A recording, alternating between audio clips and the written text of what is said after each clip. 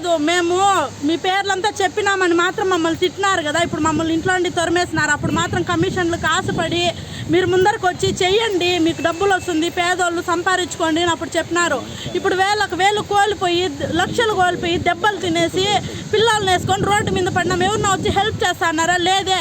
మేము మోసపోయినాం, మేమే 4-5 లక్షలు కట్టినాం, 10 లక్షలు కట్టినాం అని చెప్తాన్నారే. అడిగితే ఇప్పుడు రండి, మీరు కూడా మోసపోయినారు కదా, వచ్చి 10 మందిలోకి వచ్చి చెప్పండి, మీకు కూడా న్యాయం జరుగుతుందే. కానీ మీరు గమ్మున ఇంట్లో కూర్చొని మేము ఇట్లా వచ్చి రోడ్ల మీద కూర్చొని అడుక్కుంటా అన్నామే. మాకు కనీసము ఇప్పుడు బస్ ఛార్జీకి వచ్చేకి పిల్లల ఉండీలు కోసేసి 10, 20 రూపాయలు, 2 రూపాయలు జమ చేసుకొని నేను ఇంత దూరం వచ్చినాను. చిత్తూరుకి పోయేసి మా ఆయన కొట్టి తొరమేసి ఇక్కడికి వచ్చేదానికి ఉండీలో ఉండే డబ్బులు 10, 5, 1 రూపాయలు అంతా జమ చేసుకొని ఇంత దూరం వచ్చినా నేను. నాకేమన్నా న్యాయం చేస్తా అన్నారా? ఎవ్వరూ రావట్లేదే.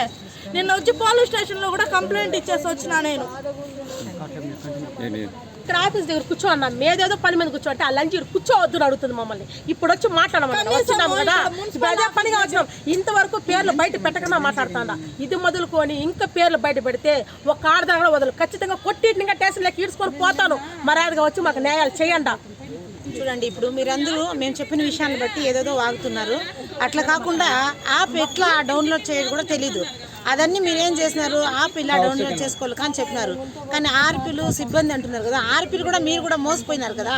మోసపోయింటే మీరు కూడా ముందుకు రండి, వచ్చి మాట్లాడండి.